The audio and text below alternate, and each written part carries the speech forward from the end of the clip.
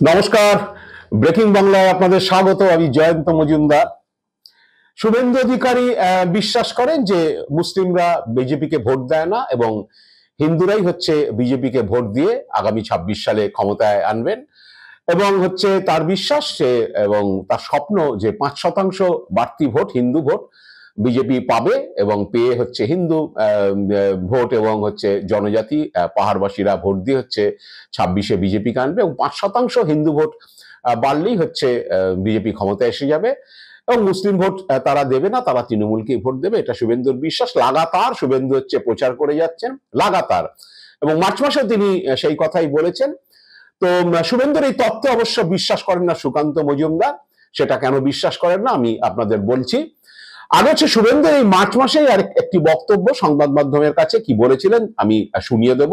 40% হিন্দু জনজাতি ভোটের সংসার, আর 5% হিন্দু বাড়ি থেকে বেরিয়ে আসবে, ভোট করবে বাংলাদেশের পরে। হিন্দুরা ২৬ সালে কোনো কথা শুনবে না, হিন্দু দরদি দলকে ভোট দেবে এবং সাথে থাকবে জনজাতি এবং পাহাড়িরা। তো শুভেন্দু এই বিশ্বাসে অটুট এবং তিনি পরের পর জায়গায়, আপনারা জানেন গত লোকসভা ভোটের পর থেকে শুভেন্দু লাগাতার এইভাবে হিন্দু ভোটের কথা বলে যাচ্ছেন এবং অঙ্ক কষে যাচ্ছেন কিভাবে ৩৯% থেকে ৫% ভোট বাড়ালেই হচ্ছে বিজেপি জিতে যাবে, কিভাবে সিপিএম হিন্দু ভোট ভাগ করে দিচ্ছে, দিয়ে তৃণমূলকে জেতানোর ব্যবস্থা করছে, সুবিধা করে দিচ্ছে, এইসব বলে যাচ্ছেন। কিন্তু এবং মুসলিমরা সবাই হচ্ছে তৃণমূলকে ভোট দেবে এটা বলে যাচ্ছে, মুসলিমরা বিজেপিকে ভোট দেবেন না। কিন্তু সুকান্ত যে সেটা বিশ্বাস করেন না, শুভেন্দুর এই বিশ্বাসে যে সুকান্ত একমত নন, সেটা শনিবার দিন সুকান্ত পরিষ্কার বুঝিয়ে দিয়েছেন।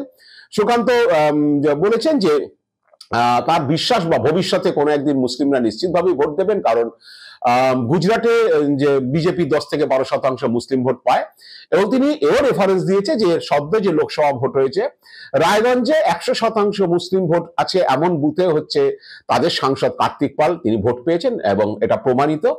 তার মন্তব্য যে ধর্মীয় সুশ্রী এবং উগ্রতার জন্যই মুসলিম সম্প্রদায় হচ্ছে ভোট দেয় না বিজেপিকে, এবং যদি তাদেরকে সঠিক শিক্ষা দেওয়া যায় এবং তাদের কি বলে জ্ঞান যদি ফেরে সেক্ষেত্রে তারা নিশ্চিতভাবেই হচ্ছে বিজেপিকে ভোট দেবে। তো সুকান্ত কি বলেছিলেন শনিবার দিন আমি আপনাদের একটু শুনিয়ে দেবো। আমি বিশ্বাস করি তারা হয়তো আপাতত দিচ্ছে না, ভবিষ্যতে একদিন দেবে, তারা যখন বুঝতে পারবে। গুজরাটে তো আমরা পাচ্ছি, গুজরাটে 10-12% আছে। আমরা এবারও রায়গঞ্জে পেয়েছি, রায়গঞ্জে 100% মুসলিম বুথে আমাদের এমপি কার্তিক পাল তিনি ভোট পেয়েছেন। আপনি তার তথ্য দেখেন। তো অনেকেই যেটা বলছেন যে আসলে সুকান্ত মজুমদার উপরে সখ্যতা দেখান শুভেন্দুর সঙ্গে। যিনি রাজ্য সভাপতি, সুকান্ত বিরোধী দল নেতা, পার্টি পোস্ট অনুযায়ী সুকান্তের পোস্ট অনেক বড় এবং তাকে সখ্যতা দেখাতে হয় মাঝে মধ্যে। তিনি যে হিন্দুত্বের কথা বলেন না তা নয়, কিন্তু শুভেন্দুর যে অন্ধবিশ্বাস যে মুসলিমরা ভোট দেয় না বা হিন্দু ভোট 5% আরো বাড়িয়ে 26-এ ক্ষমতায় এসে যাবে, এই মুসলিম ভোটের ব্যাপারে কিন্তু সুকান্ত মজুমদার হচ্ছে শুভেন্দুর তত্ত্বকে বিশ্বাস করেন না, সেটা প্রকাশ্যে তিনি বলে দিলেন। আসলে তিনি ওখানে আর যেটা বলতে পারেননি যে শুভেন্দু অধিকারী যেটা কপচাচ্ছেন গত কয়েক মাস ধরে, আমি সেই কপচানোর বিরোধী, আমি সেটা মনে করি না। আর বিজেপি যেটা হয় সব সময় বলে যে সবকা সাথ সবকা বিশ্বাস, বিকাশ সবকা বিশ্বাস, নরেন্দ্র মোদীর যে স্লোগান সেই স্লোগানের কথা বলেন, সেই হিসাবে সুকান্ত মজুমদার সেই কথা বলেছেন। মূলে যেটা সেটা উনি বুঝিয়ে দিয়েছেন যে যতই শুভেন্দু অধিকারী তার বাড়িতে এসে বৈঠক করুন, যতই যাই কিছু বলুন, সোফায় বসে পাশাপাশি ছবি তুলুন, আমি শুভেন্দু অধিকারী তত্ত্বে হচ্ছে বিশ্বাস করি না। এটা সুকান্ত মজুমদার পরিষ্কার হচ্ছে মিডিয়ার সামনে বলে দিয়ে বিশ্বাস করেছে। শুধু শুভেন্দুর নামটা নাও আর শুভেন্দুর কথাটা তিনি বলেননি, মুসলিম সম্প্রদায় দিয়ে বুঝিয়ে দিয়েছেন যে তাদের আস্থা অর্জন করতে পারলে এবং হচ্ছে তাদেরকে সঠিকভাবে বোঝাতে পারলে তারাও হচ্ছে এই ধর্মীয় উগ্রতা থেকে বেরিয়ে এসে বিজেপিকে ভবিষ্যতে কোনো একদিন সমর্থন করবেন। এইটা সুকান্ত মজুমদার ঠায় বুঝিয়েছেন। কারণ আপনারা জানেন যখন গত জুন মাসে লোকসভা ভোটের রেজাল্ট বেরোনোর পরে তার 1-1.5 মাসের মাথায় যখন সায়েন্স সিটিতে বিজেপি বৈঠক হয়েছিল, ভোটের পর্যালোচনা বৈঠক, সেখানে শুভেন্দু অধিকারী সাংঘাতিক কথা বলেছিলেন যে সবকা সাথ সবকা বিকাশ সবকা বিশ্বাস এই তত্ত্বে তিনি বিশ্বাস করেন না, কারণ মুসলিম সম্প্রদায় বিজেপিকে ভোট দেয়নি এবং তিনি মনে করেন যে যারা আমার সঙ্গে আছে আমি তাদের সঙ্গেই থাকবো। তো এইটা বলা পরেই হচ্ছে একটা রিয়াকশন হয়েছিল। সুকান্ত নিশ্চয় তখন আপনারা জানেন যে সুকান্ত তখন বলেই দিয়েছিলেন যে এটা শুভেন্দু অধিকারীর মত বা বিশ্বাস, পার্টি এটা নিয়ে কোনো আলাদা করে কিছু বলতে চায় না, কারণ আমাদের প্রধানমন্ত্রীর স্লোগান হচ্ছে এইটা, সবকা সাথ সবকা বিকাশ সবকা বিশ্বাস। এটা উনি উনি ওনার মতো করে বলেছেন, কিন্তু রিয়াকশন হয়েছিল দিল্লি পর্যন্ত, এবং নরেন্দ্র মোদী অমিত শাহ তাতে হচ্ছে একটু বিরূপ মনোভাব নিয়েছিলেন শুভেন্দুর প্রতি, যে এই ধরনের স্লোগান দেওয়াটা ঠিক না। আর অনেকে বলেছেন যে নরেন্দ্র মোদী যে স্লোগান দিচ্ছেন সেই স্লোগানের বিরোধিতা করা শুভেন্দু কি ঠিক হয়েছে, এইসব নিয়ে কথাবার্তা হয়েছিল। এবং যে পাশাপাশি শুভেন্দু এও বলেছিলেন যে সংখ্যালঘু মোর্চার দলে কোনো প্রয়োজন নেই। এই নিয়ে দলের মধ্যে বিতর্ক তৈরি হয়েছিল যে তাহলে বিজেপির জন্ম থেকে যখন সংখ্যালঘু মোর্চা রয়েছে, এর আগে বিজেপির আপনারা জানেন বেশ কয়েকজন যে মুসলিম তারা এমপি হয়েছিলেন, মন্ত্রী হয়েছিলেন। তো যদিও গত 24 সালে বিজেপি কাউকে হচ্ছে মুসলিম কাউকে নমিনেশন দেয়নি, কিন্তু অনেকেই বলেছিলেন যে যেটা বিজেপির স্লোগান বা যেটা নরেন্দ্র মোদীর স্লোগান, সেই স্লোগানের বিরোধিতা শুভেন্দু অধিকারী করছেন।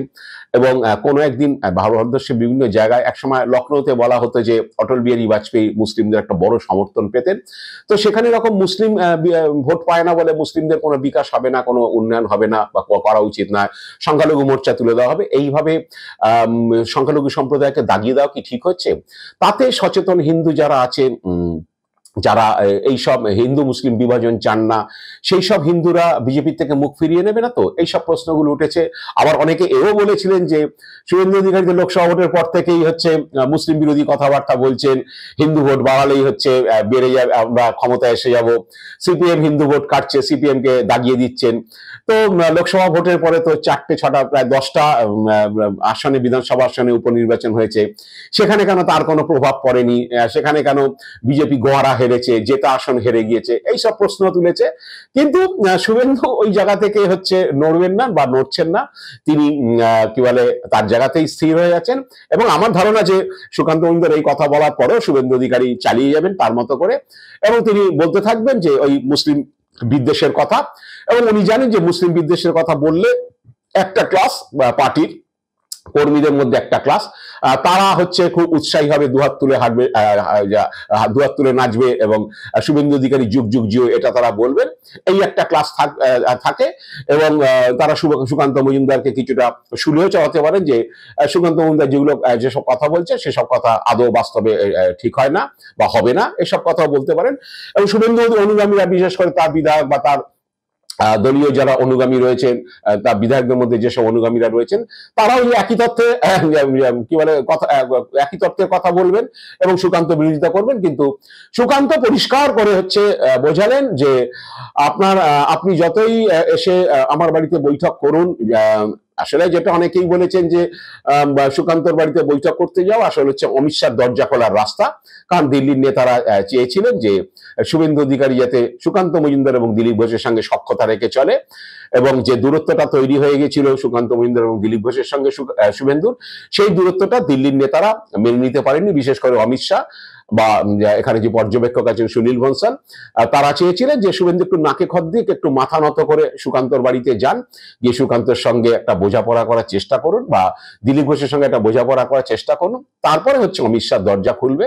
এবং অনেকেই বলছে যে অমিত শাহ বাড়িতে যাওয়ার পরে, বৈঠক করার পরে সেখানে কিছু হয়তো তাকে টোটকা অমিত শাহ দিয়েছেন, তারপরে শুভেন্দুর কর্মপদ্ধতি কিছুটা পরিবর্তন হয়েছে, পরের দিনই দিলীপ ঘোষকে বিধানসভায় ডেকেছেন।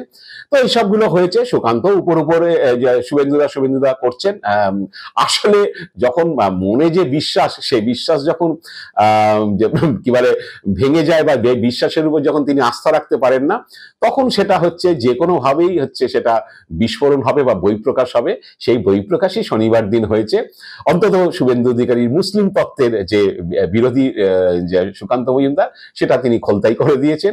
যাই হোক, এবার পরবর্তীকালে এই মুসলিম যে তথ্য নিয়ে বা হিন্দুত্বের প্রচার নিয়ে শুভেন্দুর বা মুসলিম তত্ত্ব নিয়ে যেটা সুকান্ত মজুমদার যে বিশ্বাসে আছেন বা বিশ্বাস করেন, সেটা নিয়ে আরো দ্বন্দ্ব বাড়বে কিনা, তার জন্য আমরা অপেক্ষা করছি। আজ এ পর্যন্তই। আপনারা ভালো থাকবেন, সুস্থ থাকবেন। নমস্কার।